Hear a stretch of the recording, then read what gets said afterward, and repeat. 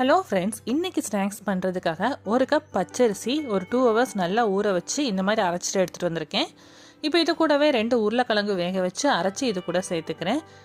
இப்போ இது கூட கொஞ்சமாக கொத்தமல்லி இலை, கருவேப்பிலை, பச்சை மிளகு 3, ஜீரகம், உப்பு தேவையான அளவு.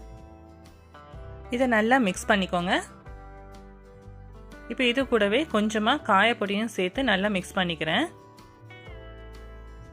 அவ்வளோதான்.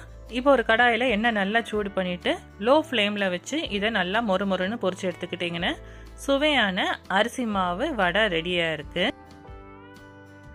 இதை அப்படி நீங்கள் சூடாக மொறுமொறுன்னு டீ கூட சாப்பிடும்போது ரொம்பவே டேஸ்ட்டாக இருக்கும். கண்டிப்பாக எல்லோரும் ட்ரை பண்ணி பாருங்கள். அப்படியே நம்ம சேனலையும் சப்ஸ்கிரைப் பண்ணி சப்போர்ட் பண்ணுங்கள். Thank you friends.